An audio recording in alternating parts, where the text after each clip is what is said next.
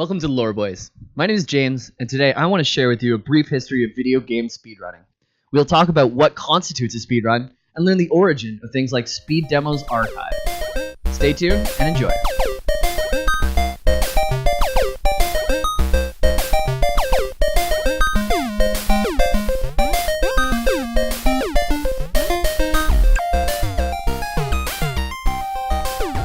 Hi there, welcome to the Lore Boys. My name is James Quickboy Miller, and I'm here joined with... Pedro Alejandro O'Donnell Juarez. Oh, it's a great name. I made that up right before we recorded, like 30 seconds ago, and I was just like, just run through it in your head so you don't fuck it up. It's a lot of syllables. It's Peter O'Donohue from them Lore Boys. And also on this couch we have... There's Ice. Ethan's not here. Ethan's not here. For the first time, Big Daddy Ethan is not present for the show because he's down on vacation, but also, as he puts it, a business trip for the Lore Boys down at what convention? It's called GeeklyCon in Columbus, Ohio. Yeah. Featured one of Ethan's favorite podcasts. They did a live show there called Drunks and Dragons. If you like our stuff where we drink and talk about lore, you might like their stuff where they drink and play Dungeons and Dragons. They're far more popular, so if they... Perhaps your taste in them led you here. Maybe, yeah. Maybe that. Definitely. I took a wrong turn in Columbus once on my way back from Tennessee. I think I've told you guys about that. Where we turned off the highway in Columbus at one point and ended up with very stereotypical looking stoop men just sitting on a dilapidated building across the street from a White Castle burger that looked like it had been dropped out of the sky from a third world country. It's just oh god. It was like that salmon colored stucco you'd see in a Florida suburb. Oh, I hate Florida being a third world country. Yeah. No, definitely. So today, this is what I wanted to get into super quick here. Okay, sorry. Go for it. I'll give us a quick plug. You can always subscribe to the Lore Boys on YouTube. If you'd like to, leave us a comment. We'll probably leave you a heart. Subscribe if that's your preferred way of listening. I know a lot of my friends who actually listen to the show listen on YouTube opposed to iTunes or the 50,000 fucking Android podcast apps. Today, half an hour ago, somebody left us a comment on our Kirby video saying, "Yo, when is there going to be more Kirby though?" My buddy, who I guarantee is not Dark Knight Magic 666 or whoever the fuck that kid was on YouTube, just sent me a fucking Instagram message that is a indoor pool. It says Dark Souls lore, and then it says Kirby lore, and it's a guy going down in this fucking trench. Oh wow! Yeah, Kirby lore, man. There's some twists and turns. Our last one was. I don't remember it being all that linear, but I love that someone got a kick out of it. So that's awesome. Today, I'm sure there are Kirby speedruns, and that's kind of what I want to talk about today, is speedrunning. I beat Kirby's Dream Land on the Game Boy in 20 minutes when I was young. I don't know if that's impressive or not, but it took me... That sounds impressive. It took me a long time. I remember that game, fucking kicked my ass. Yeah. A bunch. And then I remember one day sitting down... transcending to video game Shangri-La, and then I just beat it in one sitting in 20 minutes. Yeah. Well, speaking of your speedrun history, do you have any other games that you've tried to get a good record on? Yep. I brought this up. So Dark Souls 1 on 360, I can get from character creation to the Bell Gargoyles in 13 minutes. That's good. But I didn't fight them. Okay. I only watched a couple speed runs and practiced for maybe 3 hours. Okay. And I didn't use any glitches or anything. Just sprint, master key, that whole sort of thing. I had watched some stuff and just emulated it.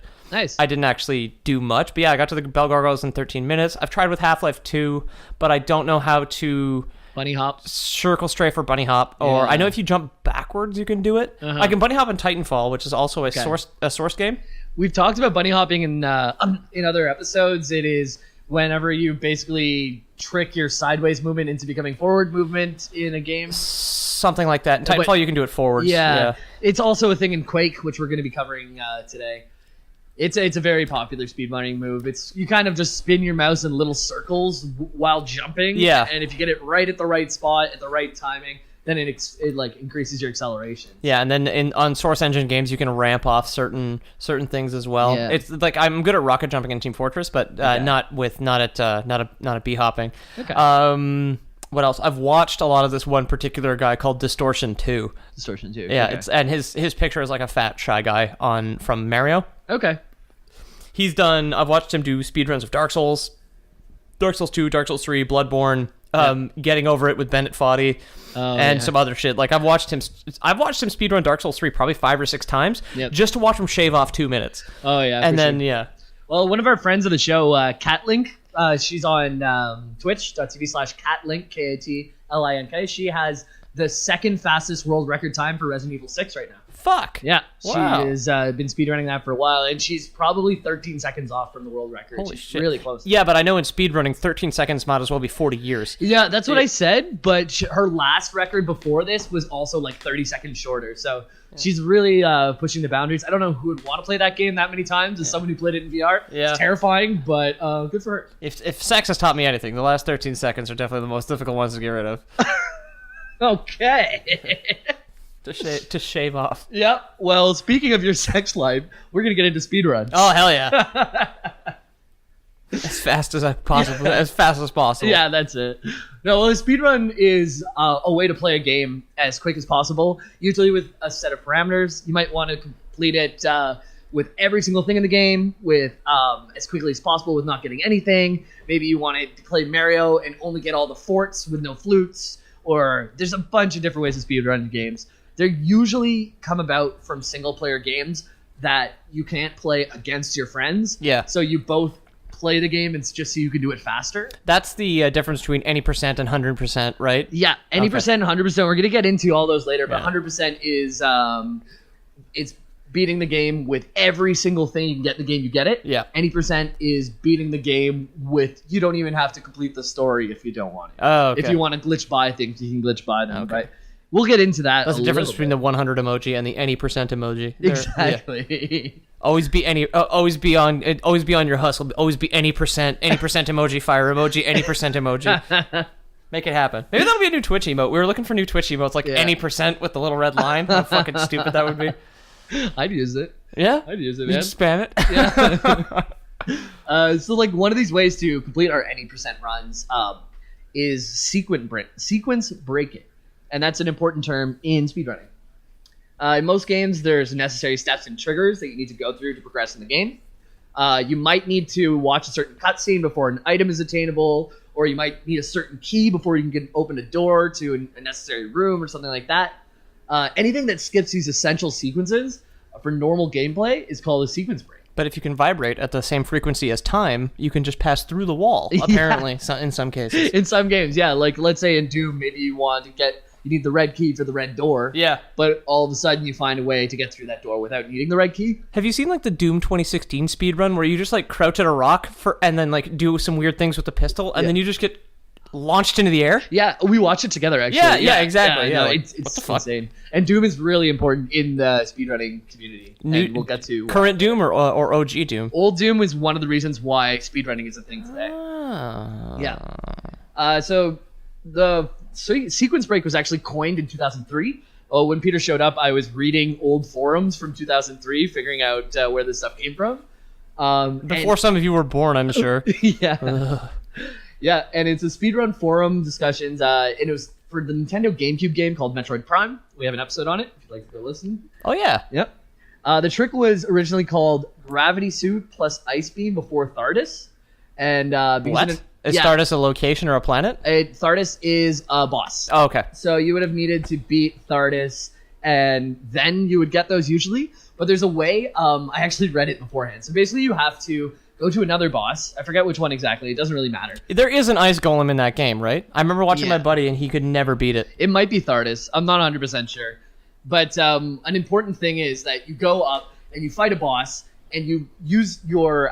you can have this scan ability. Basically, you look through with your C-pad, and you can scan something. You scan something to exactly halfway, shoot 3 precise missiles at a stalactite. It falls down on you, knocks you through the floor. You press a random, seemingly random amount of buttons. It makes you go backwards. You fall for 5 minutes, and if you do it all perfectly right, you will fall into the Thardus room, triggering the Thardus fight that will successfully give you gravity suit and ice beam before defeating Thardus. What? Yes. So someone figured this out in 2003. Someone who's put a lot of time into the game, and it was the first really well-known thing that was called a sequence break. I was thinking about that. It always makes me think of like a Renaissance man. It's just like, how did they figure out basic batteries? Like, it's like they use lemon juice and copper wire in Baghdad in the 10th century. For me, it's the exact same thing. It's just like, what? Like, how do you make a Baghdad battery when all you have is the most high-tech thing you have is dirt? Yeah. And then it's just like, how did this happen? No, yeah. There's someone with a GameCube and a lot of time. Or inhuman luck. Yeah. Let's be real. People also map out, because that's like we've talked about in Metroid Prime, it's a very up and down game. Like, the maps kind of like go really deep. A lot of Metroid, a lot of Vania. Yeah, exactly. So they figured out that this place was approximately so far behind them. They figured out that doing, I forget the word for it, but half scanning and doing something can break walls, and they just figured it all out. It's called no clipping. Yeah, yeah. How?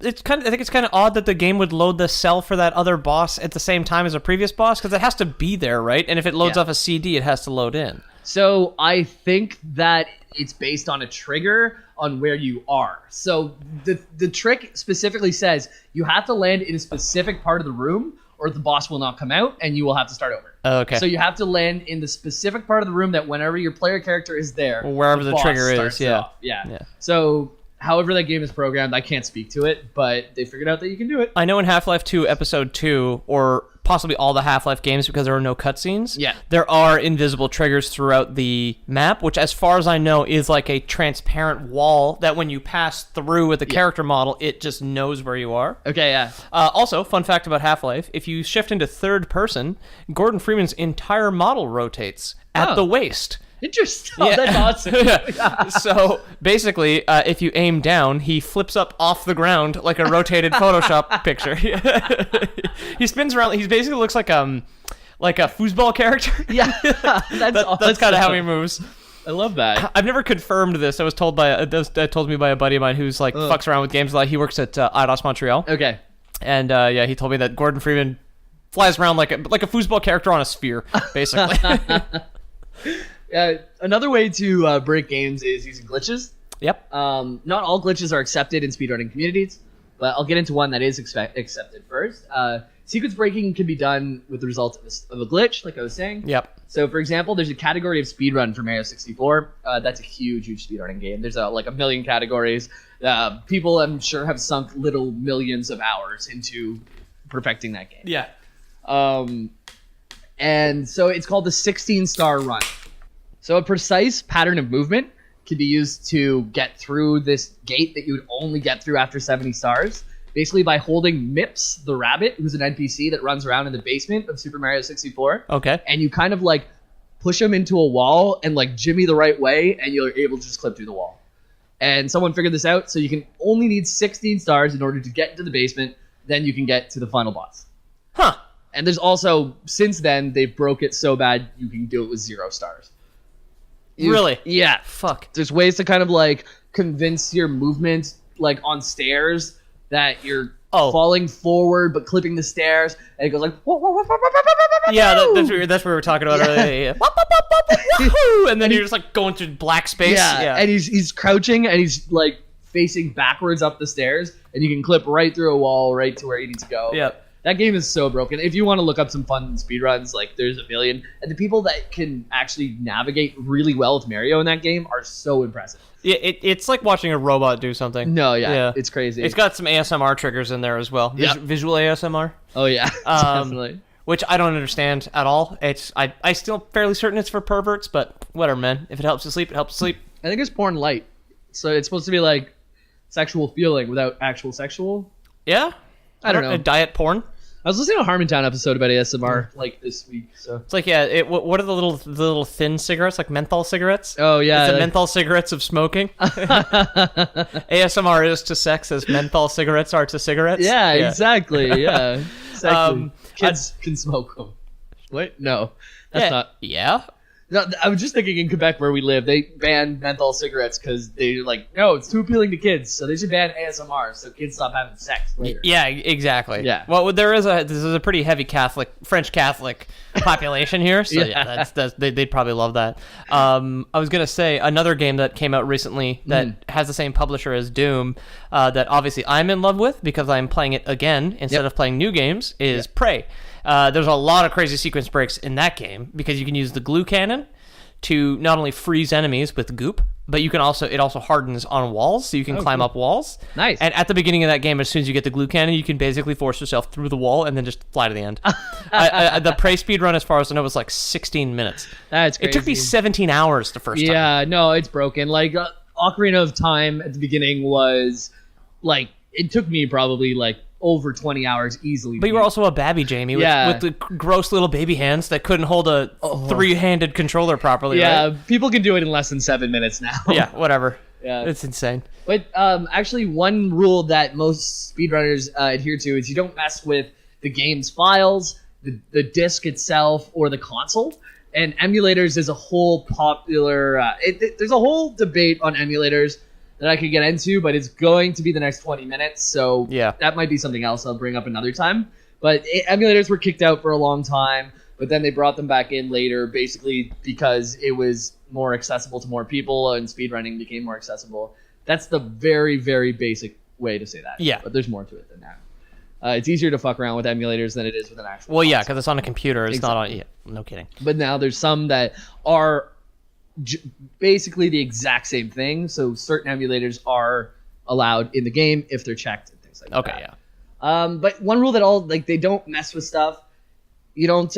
One thing there's called there's a crooked cartridge trick in The Legend of Zelda that I showed you before. Yeah, which is odd. So you can get past that guy who's blocking you in front of the Deku Tree, or not in front of the Deku Tree, but across from the Deku Tree that allows you to leave Kokiri Village at the beginning, Ocarina of Time. Basically, you have to get a sword and shield before you're allowed to continue in the game. You can get by him by very slowly taking out the left side of the cartridge, then walking by him, and it does all this glitchy shit where the guy is in front of you, then he's behind you, then he's in front of you, and you can't quite get by. But then you get past him, and then you have to slowly insert the cartridge all the way back in.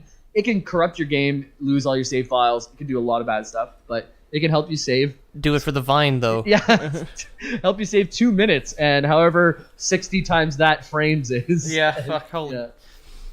Yeah. Saving frames is a big term in speedrunning, because you can, especially in older games where there's only 24 frames per second, if you can save a couple frames on one sequence, you might get the earlier cycle on the next one. So saving frames is something you hear a lot in speedrunning. Cool. Yeah. Another thing you hear a lot in speedrunning is TAS, or tool-assisted speedruns. Okay, so I've heard about these. Yep. I still actually, for some reason, I've been hearing about this ever since I started watching speedruns 4 or 5 years ago. Yep. And for some reason, at no point in my life have I ever Googled tool-assisted speedrun. We actually, one of those random things I remember, Ethan and I had, not an argument, but a disagreement about what a tool-assisted speedrun was on the podcast. Really? I was right. At some point, that's going to be on your page on the fucking fandom.wiki.theloreboys page is going to be the whatever the fucking TAS kerfuffle. Yeah, I can especially say that because he's not here to defend himself. Dick. So perfect. Go down the United States by yourself. A tool-assisted speedrun is popularized by the original Doom from 1993, I believe it was. 4? Something like that. I think Wolfenstein 3D was 3, and then Doom was 4. Don't quote me on that. I'm not even gonna put that into the annals of Lore Boys canon. I don't know. It's basically a tool-assisted speedrun is not a person who plays the game, but it's a computer who puts in a bunch of button presses at precise timings to basically do something that a human couldn't do. So jump on a precise pixel. Jump on a precise pixel, a precise frame, and consistently do that for an hour-long speedrun. And there will be no mistakes the entire time because it's hard-coded in. Where's the fucking fun in that? Because the way that it came up was through Doom, and I want to start a little earlier on the history before we get to the Doom part. I'll explain why tool-assisted speedruns are pretty cool. Okay, fine. Yeah. Yeah. They're sometimes frowned upon, like kind of how you're just like the ironworkers, they all frown upon the robots now building cars. Yeah, exactly. But whenever you watch one that is really amazing, one, it's really fun to watch. Two, it shows what like the utmost human, like what is an uber human if it could be the best fucking thing it could ever be. Oh, the Ubermensch speedrun. Yeah, exactly. Yeah. Yeah, it's Nietzsche. Nietzsche was a big speedrunner. Yeah. He died of syphilis faster than anyone else. I was going to make a much more intellectual joke about him, but I realized we've already referenced some of his work in earlier episodes. I don't want to feel like it's the only thing that I've read, so that was great. Maybe that'll be the artwork. This I was going to say Zarathustra. He had sex once, so that's pretty quick. Okay, so I got a story about a person that I heard about who lost their virginity. Same thing. Didn't get syphilis, but got herpes. Oh, yeah. I know Nietzsche's dead forever. Yeah, but this guy's still alive and has herpes forever. Yeah, well, he knows his type now. Other chicks with herpes, yeah. Yep. Fuck. That sucks. Yeah, I know. He's got this reputation as being cursed, as his bad luck will transfer onto like bandmates or close friends if you get to know him too well. Yeah, as well as herpes. Yeah. The fuck was I gonna say? Oh yeah, the artwork might just be Nietzsche speedrunning Mario 64. Keep an eye out for that one on Wednesday. I like that. So hey, it's a good meme, Jamie. Yeah, a few different completion types when it comes to speedrunning. Any percent, as we mentioned. Yep. You can just like break the game as much as you like, get to the end as quick as you can without altering the software in any way. Go from the title to the credits is basically an any percent. It doesn't matter how you get there, right? Exactly. Without modding it. 100%, get absolutely everything. If you're playing Metroid, you're going to get every upgrade in the whole game before you get to the end. Dark Souls any percent, as far as I know, is kill all the bosses. 100%? Yeah, because in Dark Souls 3, you cannot get all the rings without doing New Game Plus. Okay. Which is, from what I've seen, impossible to do in 45 minutes. Okay. Yeah. Okay. So it's not all the achievements, but it's there are all achievement runs, though, aren't there? There are. Yeah, there are. There's a bunch. You can basically, if you make a goal, that's one of the types of running specific goals. You can make a goal. You say, oh, I want to beat the whole Half-Life 2 with the gnome in my hand, right? Like you did. Oh, I did do that. Yeah, exactly. Yeah.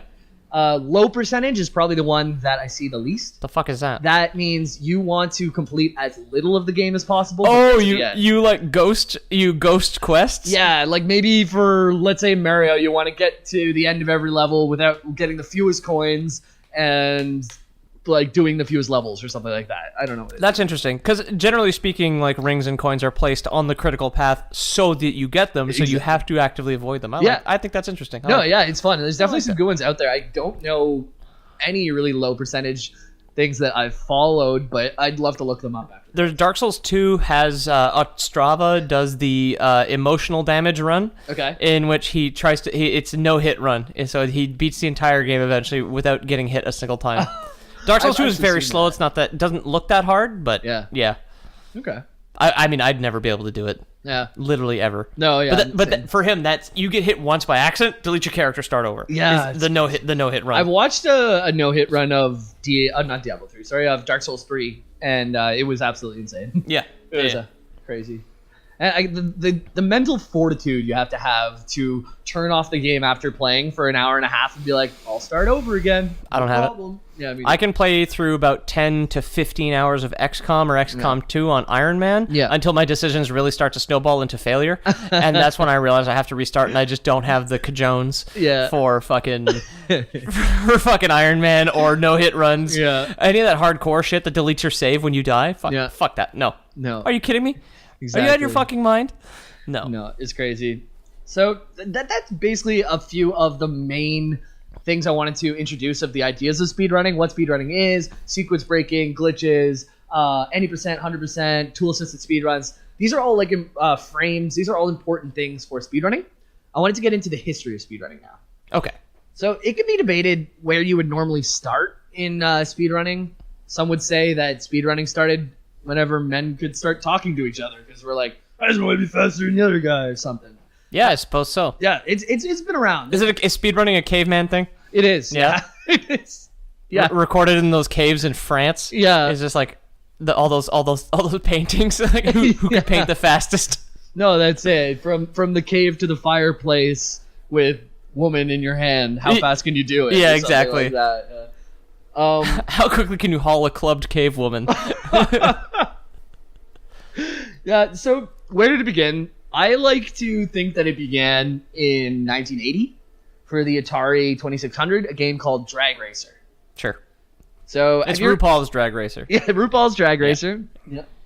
It was a prequel to his television show. Yeah, my dog just burped on me. Your dog did just burp, eh? Gross. Yeah. I wonder if that picked up. That'll be cute. Yeah, I hope it did. She's like yawning now? Yeah, Signora, she's having a good time. She's just being burpy and sleepy. Yeah. I mean, it is late. Yeah. Sort of. So, Drag Racer, it was released in 1980 for the Atari 2600, and it was the first video game developed by Activision ever. So that's kind of cool. How the mighty have fallen. Yeah, exactly. Well, like, back then they probably hadn't even heard of World War II to make that Call of Duty game. Nobody had made a movie based on nobody had filmed the movie World War II yet. No, so they couldn't make the tie-in video game. Exactly. You're right. Yeah. Yeah. It was programmed by a guy named David Crane. I haven't heard of World War II yet. Yeah. Oh. Jamie, you slay me. David Crane later wrote Pitfall. Have you heard of it? Oh, I've played Pitfall. Yep. Yeah, I was bad at it, but yeah. I've actually played Pitfall. Yeah, so the guy who programmed this game wrote that game later. Okay. Yeah. As in the code? I was unclear to me. I assume? Yeah, because I've played that game. You play as just a dude who swings on vines to get through the jungle. Yeah. And you can jump off alligators and shit. Yeah. So if you're looking at the game Drag Racing, you would be looking at a drag race. You'd be looking basically at the side of a car in 2D completely, and you're at basically you would move from left to right across the screen. All you have to do is you see a light on top. You wait till it says go. Yeah. Then you're basically shifting gears and accelerating at the right times to get from the beginning position to the end position as quickly as possible. Okay. For anybody who doesn't know what an Atari 2600 game looks like, you would be considered lucky probably to have more than 3 colors visibly on screen at any given time. Yeah, I think it had like a green background and then like just like the car was like lines and dots kind of thing. Yeah. Like it wasn't much, but it was just this one drag racing car from a side view. Looks like a kid could draw it. And it like kind of does wheelies when you're going too fast. So I think the goal is to keep all the wheels on the ground so you can like shift and just like get as much traction as possible and get to the end. All right. I didn't quite understand it, but the interesting thing about that looks so shitty even Peter could draw it. It was actually straight up stolen from Key Games Drag Race from 1977. It was an arcade game, and they just like ripped it off completely and made it an Atari game. Activision, yeah, rotten to the core. First day game one, ever. yeah. Yeah. Sons of bitches. In the manual, there was a challenge though, and this kind of sparked speedrunning for the first time. I would say there's a little quote. So, I had great fun doing Dragster. I hope you'll enjoy it. Write and let me know how you do. And if you break 6 seconds... Write and let me know. God, it's so wholesome. Yep. And if you break 6 seconds, take a photo of the screen and send it to us. So far, the world record is 5.61 seconds. If you break that, it will make news. So a bunch of people wrote to Activision, and they got sent plaques with their name on it. Holy fuck. You broke 6 seconds. Way to go. Which I think is really cool. I liked it when... like kind of back in the day when game companies were just like without exaggeration 4 guys in an attic, and like a computer that had a tube screen that probably weighed 160 pounds, and they just made this thing and mailed it to people for free, and then if you wanted to send them money, it's the original like free-to-play model, right? The original Fortnite. They would send you Fortnite on 38 floppy disks, and you'd have to switch them out depending on every time the circle closed got tighter, you had to switch the disc. I think the 2600 they definitely paid for the games, but as far PC gaming was the floppy disk. Yeah, exactly. That's true. Sorry, but the 4 people in a room making it, totally true. Yeah, and one of those 4 guys was the one who held the world record because they programmed the thing. So, I suppose you'd have to whatever qualified as QA back then. Yeah, and you wouldn't see that today. Like the programmer never is the best at the game anymore. They're good at it, sure, but no, it's because they have to spend 5 years coding, and then it's still broken when it comes out. Yeah, exactly. Not to shit on that wasn't a shitting on coders thing. No. If you're out there listening, we appreciate it's much more of a publisher forcing people to release crap. Yep. So like Activision. So some guy tried really hard to get a good time on this, and he claimed to get a time of 5.51 seconds. Okay, so 1/10 of a second faster. 4/10 of a second faster than the 6 second. 6 second was when they would write in, or I guess the because the record was 5.61, wasn't it? Yeah, and someone claimed to get 5.51. You're right. I'm listening. I can see you through the pop filter. Yeah, you're right. So someone claimed to do this, but as long as there's been speedruns, there's also been frauds. Oh, Todd Rogers enters the scene. great name. Yeah, he claims to have gotten the 5.51, and he always had this same guy from Twin Galaxies be the one who judges his score that he was friends with. Okay. And Twin Galaxies back then was like the arcade go-to for... Have you ever seen King of Kong? Go watch that if you haven't. It's about the Donkey Kong world record. Yeah. There's this like... Who's also a fraud, isn't he? Yeah, good guy Steve Wiebe just really like tries every day, and he has a kid, and he's trying to be the best at Donkey Kong, and he keeps beating the record. But then this bad guy Billy Mitchell just keeps coming out of nowhere and like doctors his boards to get good scores and stuff. And that movie is like a roller coaster. I love all those words you just strung together in a sentence. Yeah, no. Go watch The King of Kong if you like video games. I have watched it twice, and I've been on the edge of my seat both times. Or if you like an underdog story, apparently. Yeah. If you like single fathers, King of Kong is right for you. The bad guy is a guy who has a fake mullet from the 80s. Nice. And then the good guy's just a family man, and the competition is Donkey Kong. So yeah. How can you go wrong? It's great. It speaks to me. As a single father yourself. Yeah, exactly. Disclaimer, Jamie is not a single father.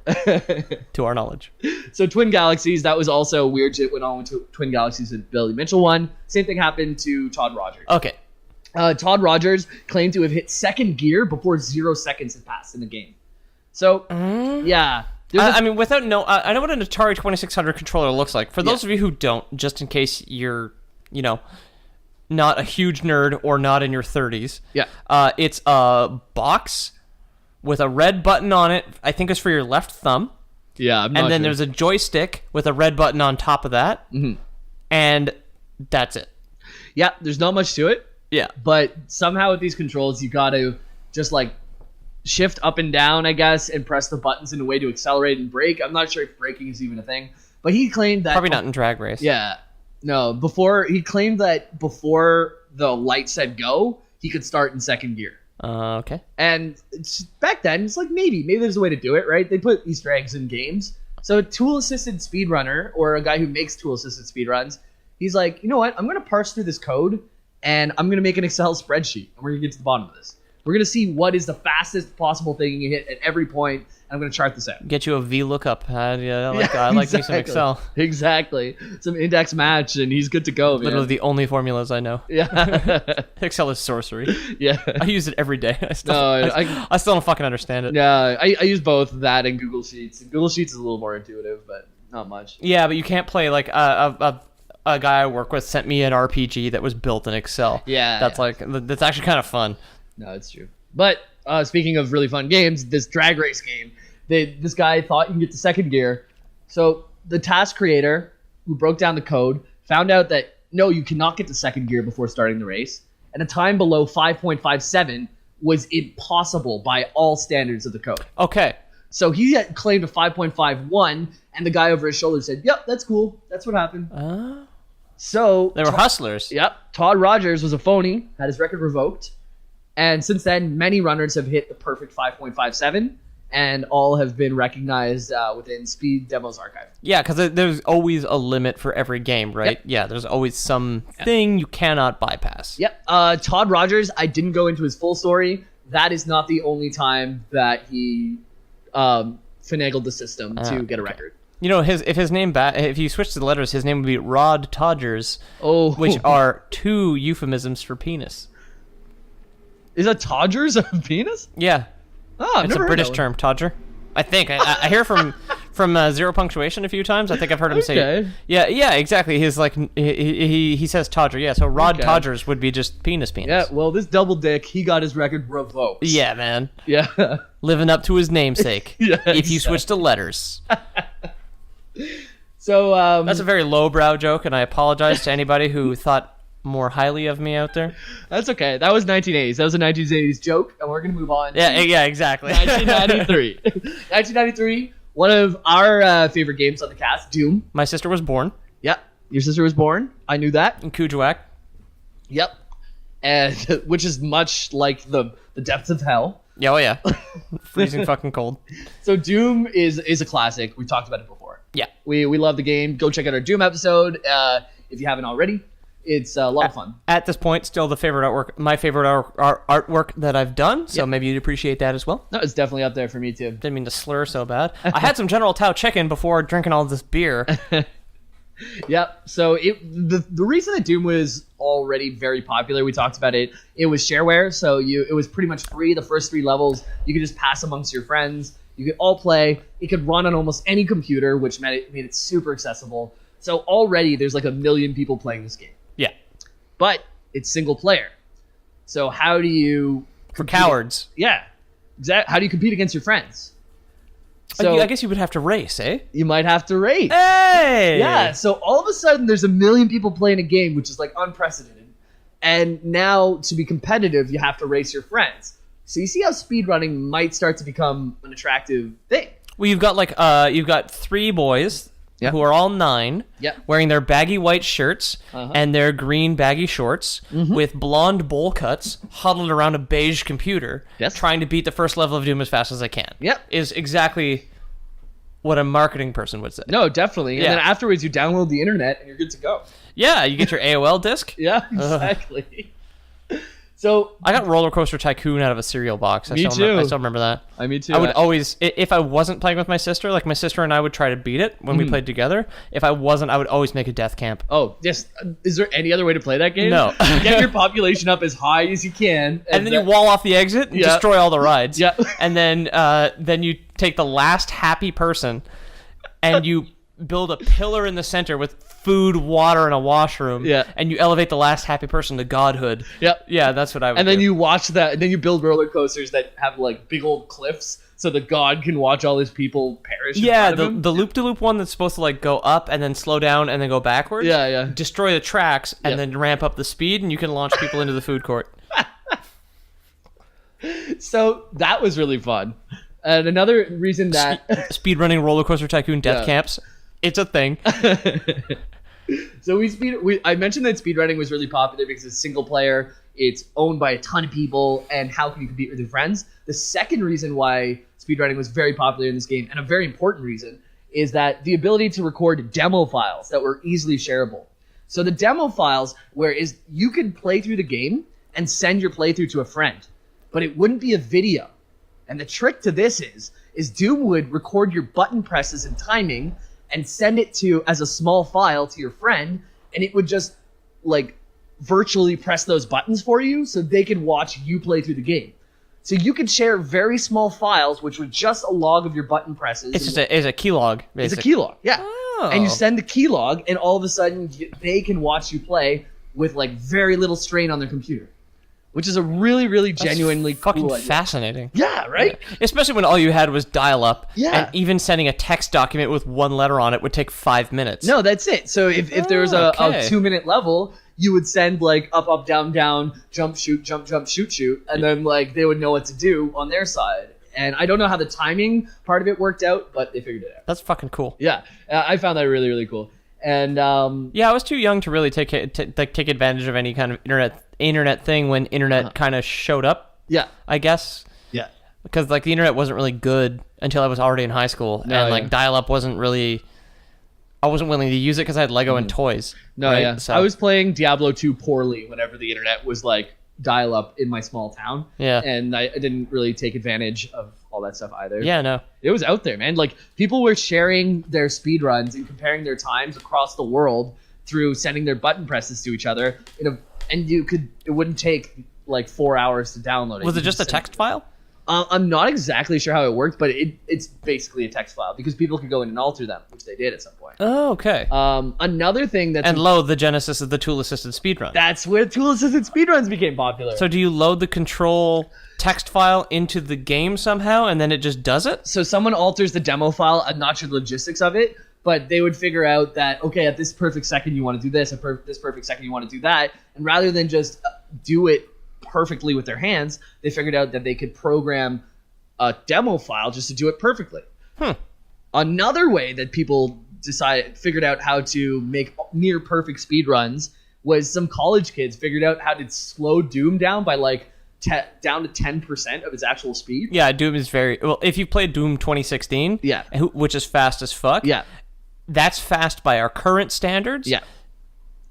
OG Doom Faster. is way faster. Yeah. I've been playing Unreal Gold, which has a slider that goes from 50 to 150% speed. I play at 110 because it's just a little. I like playing it like a fast FPS speed. Yeah. And it's crazy. Yeah. Like it's not. You're not human at that point. No. You have like rocket boots on. No, that's it. So if you're going through a level that, when optimized, will take 22 seconds. Yeah. To run through and get those 10 perfect headshots in those 22 seconds is like nearly impossible at full speed. So what you do is you slow it down to 10%. You go through that, and it's easy because you're taking now 22 seconds. You're taking 2 minutes 20. Yeah. Or whatever that math comes out to. I'm sure Ethan will comment and like and subscribe, Ethan, and tell me my math is wrong. And then basically you just speed it back up whenever you load the demo file, so you look like a god.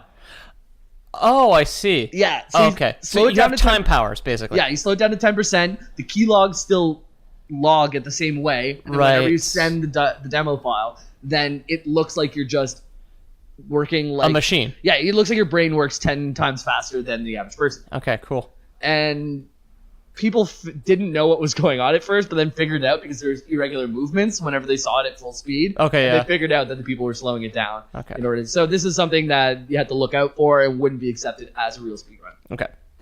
Doom, on another note. So you could generally accuse people of being robots? Yeah. Yeah, okay. Doom, on another note, had this whole like achievement system where you would get, you go on a website, and as soon as you get under a certain time for a certain level, then you get that badge on your website, and you get like points to your profile, and then you go on the forums and talk about how to do things faster.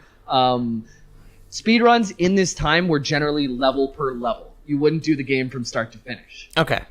That Well, changed. they do have specific cutoffs. Now I know we have. I wish I could remember what they're called. I want to say they're called breaks. Okay. But the speedrun timer that currently exists, at least for Twitch streamers like Yep. Distortion 2, who I watched, Yep. are linked directly to the game's save timer. I'll tell you what that's called. Okay. That's real-time attack Okay. versus game time. Okay, yeah. So real-time attack is playing with loading time with everything. Yeah. And game time is just the game time. Yeah. And this weeds out the difference between someone who has a $2,000 computer versus a $200 computer. Right. If they want to just be a speedrunner. Right, okay. Yeah. Okay. So, yeah, I actually forgot to mention that. I'm glad you brought it up. Oh, Yeah. Anytime, Jamie, you know. Fan self. So, speaking of really fast things, Quake Sonic. and, yeah, Sonic it does have speedrunning. I was watching this wild speedrunning thing about Sonic yesterday where you could, like, if you were moving fast enough, was kill screens that your character would hit. So if you went off of the rails and hit like this wall, basically there's like a plane that as soon as you ran into it, you would die. But if you were going fast enough, then you would actually skip over it because the space between frames would be so big that you could skip over this kill plane. Okay.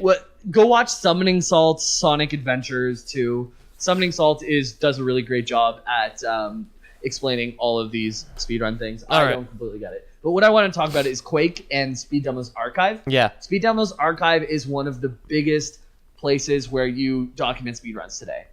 It used to be in a bunch of small places. Doom had their own place. Mario had their own place. Metro had their own place. Eventually, it all congregated together to Speed Demo's Archive, which is the hub for speedrunning today. Cool. I've seen Quake done quick. Yep. And that comes into it, actually. The story of how Speed Demo's Archive was created has to do with Quake Done Quick. Okay. So in 1997, in April, Nolan Radix Pflug, What? P-F-L-U-G, Pflug? Flug? Yeah, I guess. Nolan Radix is his gamer tag. I've heard Radix before. Yeah, so we'll call him Radix. And he first started the Nightmare Speed Demos website to keep track of the fastest demos in Quake, Okay. which looks a lot like Doom, but a little bit newer, a little bit more 3D, a little bit... So it's not actually it's not a flat game. So Doom is a 3D environment with flat textures and no character models. It's all sprites. Yeah. Whereas Quake, as far as I know, does have 3D models Yeah. for their weapons and enemies. It looks like it anyways, as someone who just watched the speedrun before starting. Yeah. It looks a lot different than Doom. but similar to Doom, but like a lot more And 3D. looks better. Yeah. So in like I said, in 1997, he started the website Nightmare Speed Demos to keep track of the fastest demos. And in June of the same year, the first Quake Done Quick project was finalized. So Quake Done Quick was one.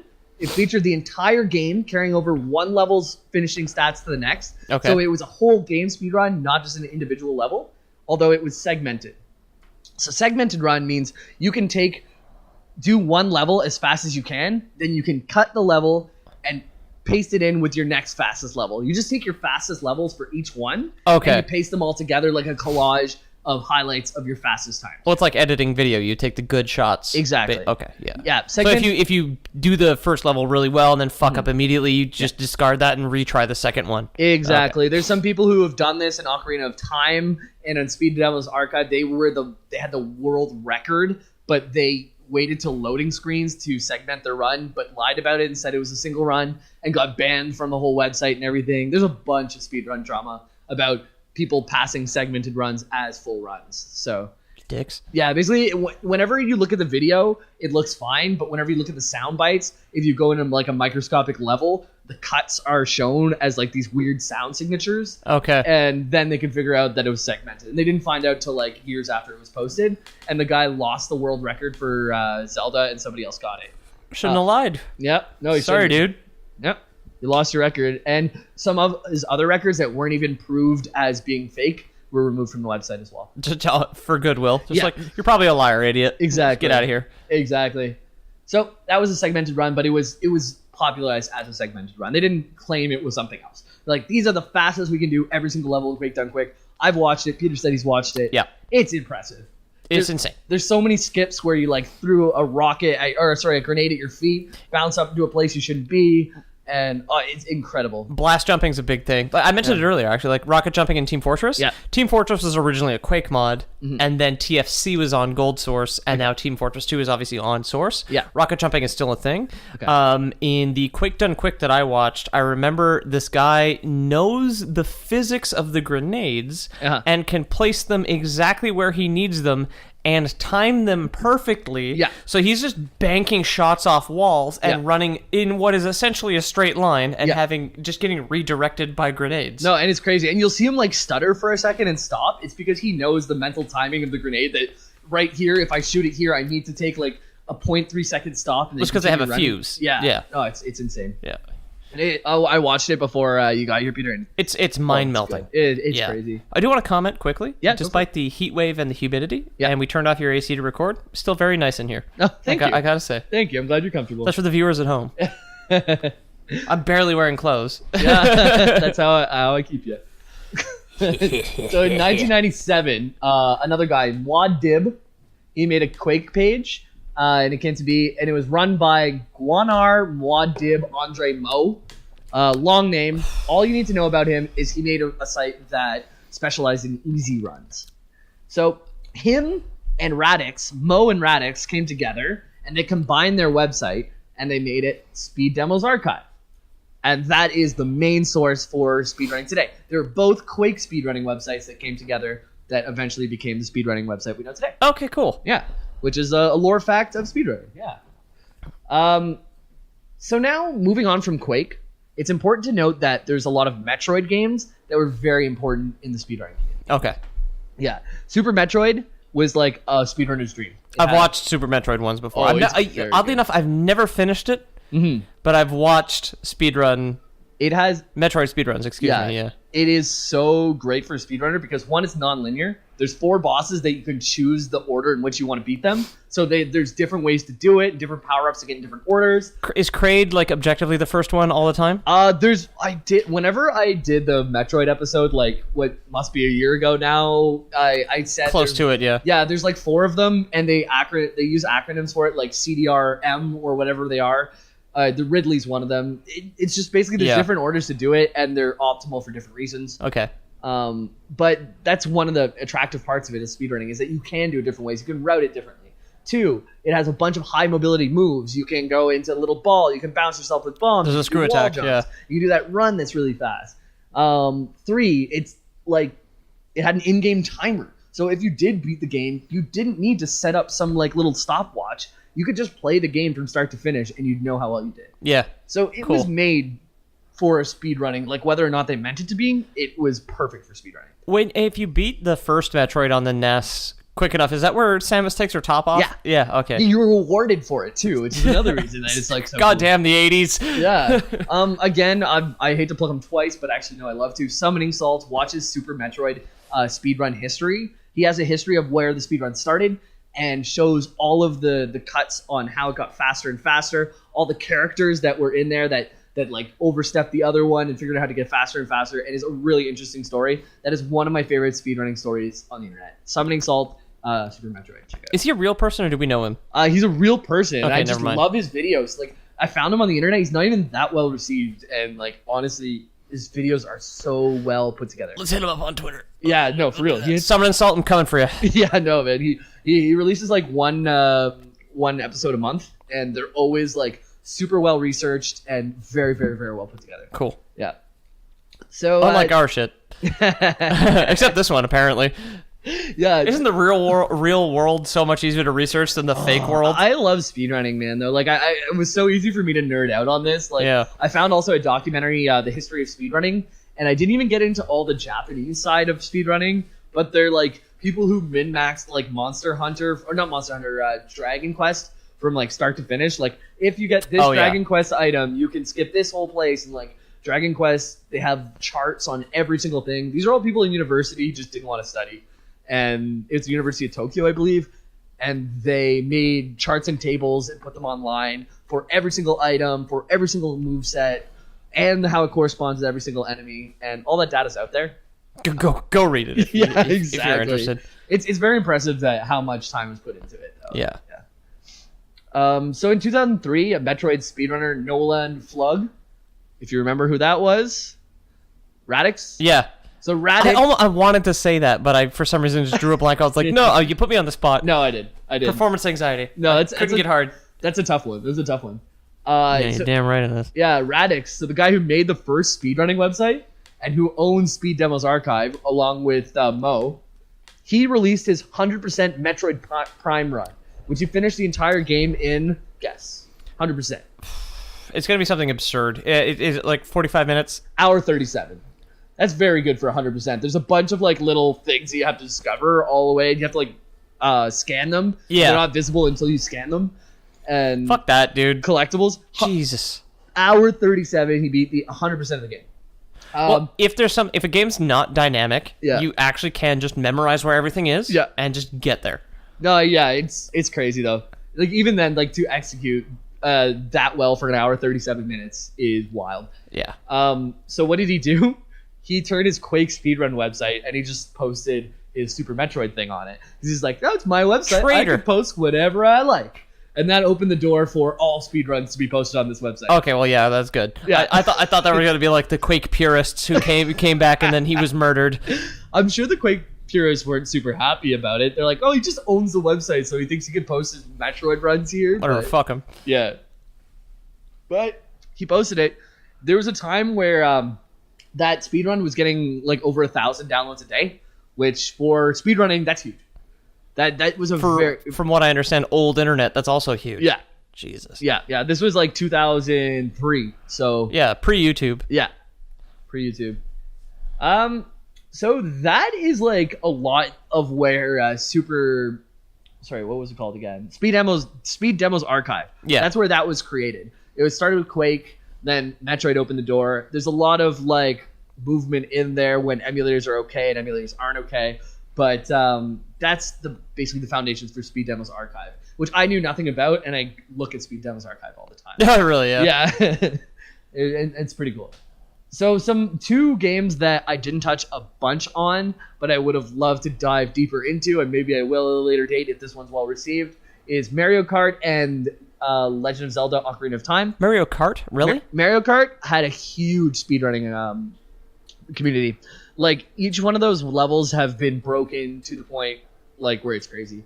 Choco Mountain, Summoning Salt as well, has a Choco Mountain video. Summoning Salt podcast over here. No, dude, like, I love this guy. When it comes to speedrunning, he's so informative, and he makes me, who knows nothing about speedrunning, like, understand until I finish watching the video what was going on. Okay, yeah. Yeah. So and Legend of Zelda: Ocarina of Time.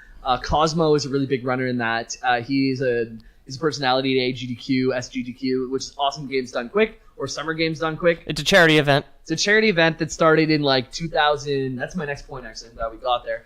It's like 2011, 2012, I think it started. Maybe before that. I started to tune in around 2012, 2013. I'm a sack of shit. I've never watched it. Oh, really? Yeah. That's okay because it's gotten popular now and a lot of money started flowing to it and it became a lot more corrupt. Yeah, it used to be this really cool gathering of where all these speedrunners would get together and it's wholesome. It's for fucking charity, for Christ's sake. And they give money to that. Now there's all this shady stuff where they're banning people. Like, okay, there's this one guy who wore Make America Great Again hat. Okay. But he didn't actually wear it. He was accused of wearing it, got banned from all AGDQs. He's a great runner. But then there's this other guy who's a Pokemon runner. That's discrimination, though. Yeah, but they don't just because he's a conservative dickhead doesn't mean you can do that. One of the regulations is no politics or strong religious opinions on in the show. Oh, okay. And so that's one of their things. Well, that's fair. But they also choose it like however they like.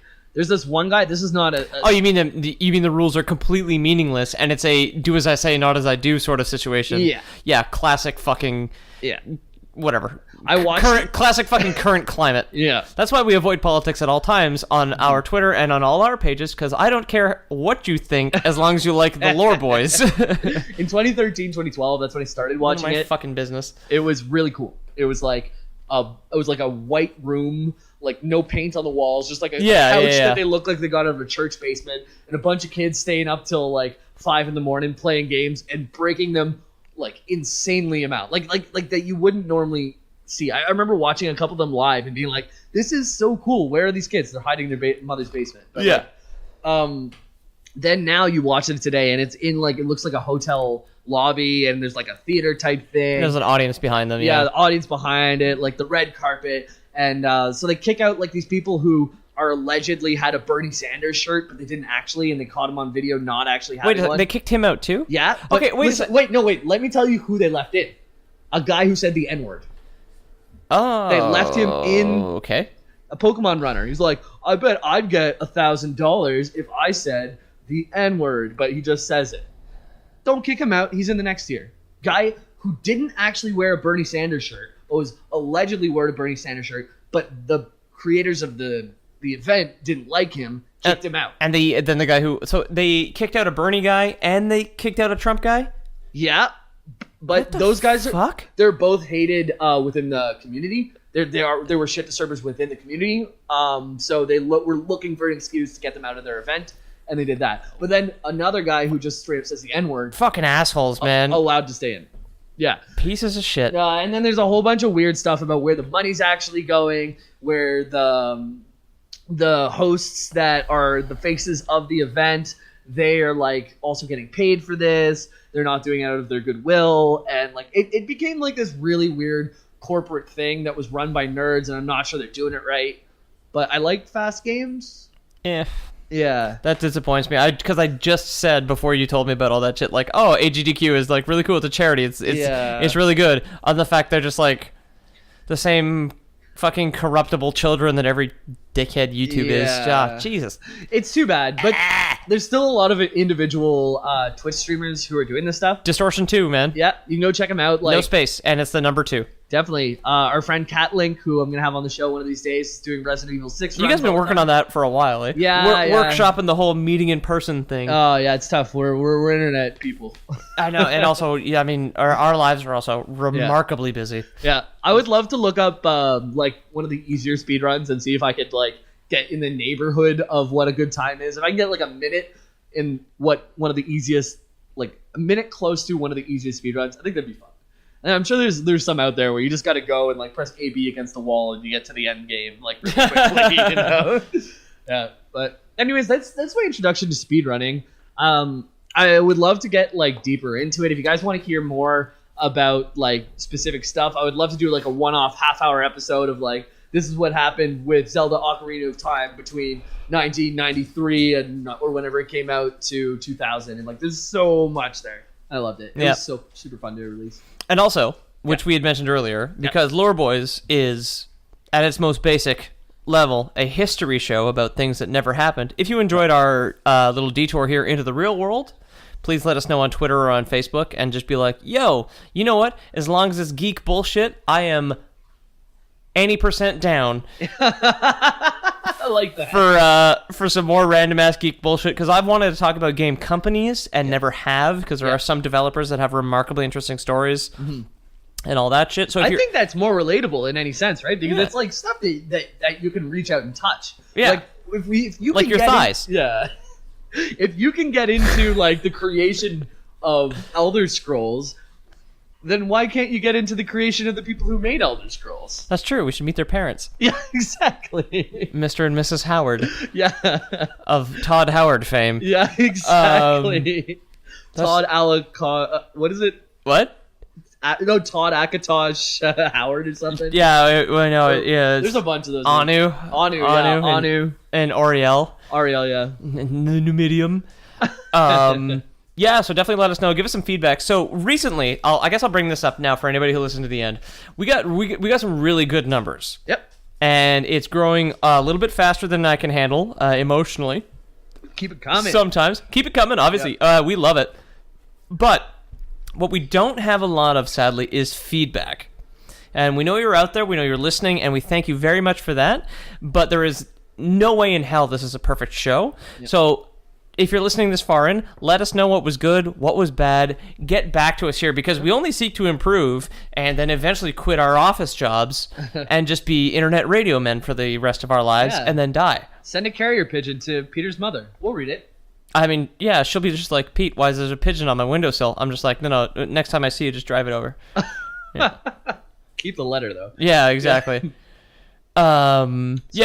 Yeah, if I wanted to find you on the internet, Peter, where could I find you? If you want to leave feedback on the internet, I'm at Pete O'Donohue on Twitter. If you can spell it, you can follow me. I do all the artwork for the show, so that's our Facebook page, which is The Lore Boys, I think, and then the Twitter, which is at The Lore Boys Podcast. TheLoreBoys.com is our domain. The Lore Boys Podcast is our domain. WordPress host. I do all the artwork there as well. I can't figure out how to change the main image to our new one, and I'm sorry. We'll figure it out. Yeah. I hope so. Fuck. I keep hitting my computer with a rock and nothing's doing anything. Fuck. And other than that, I make... honestly, it's been like 3 months since I've streamed anything, but I'll give it to Jambo here. Yeah, so, first I'll give, since Ethan's not here, you can find him at Ethan the Deadman on most things. Pretty much all social media, it's Ethan the Deadman. Yeah, exactly. And then, if you want to catch us on Twitch, it's twitch.tv/The Lore Boys. I've been on a little bit of Fortnite, a little bit of God of War. I got Doom 2016, so I'm probably going to rock that a bit. Oh, hell yeah, dude. Yeah. Yeah. If you want to catch me on Facebook, it is James the Miller. You can send me a direct message. Diamond, if you're out there, we talk to you. Yeah. But if you want to invest in the show, Lore Boys Premium. Lore Boys Premium, exactly. Yeah. So we've always got a pitch. Exactly. And we've always got a new product. Remember, not only are we bringing you a podcast and some art every week and a Twitch stream every week. We're busy bitches. Yep. Right? We also have a new product coming at you right out of left field every time. Yep. And I think Jamie got this one ready this week. Definitely, yeah. Well, Ethan went to Columbus, Ohio. Yep. And he actually brought back the pinky toe of at least 150 Columbus, Ohioans. Ohioans? Ohioans? Ohioans?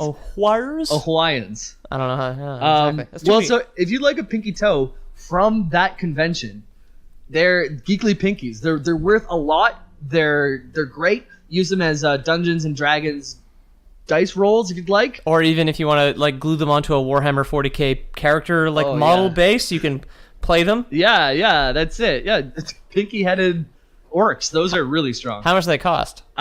These pinkies would normally be worth at least 75 cents, but we'll give them to you absolutely for free if you give us $50 a month. Yeah, and included with your $50 subscription is a severed trophy toe of a different podcast host. Hang them from your ears. Hang them from your belt loops. I don't give a shit. It's a free country, presumably. Unless we ship it to somewhere that's not a free country, then I don't know. Have your enemies fear you. Yeah. And I think that constitutes... everybody else, too. Yeah. So we're gonna get out of here, Peter? Constitutes? I heard you say that. Yeah, I miss Ethan. Ethan, come back. Baby, come back. You can put it on me. Okay. And that constitutes Lord boys out. out.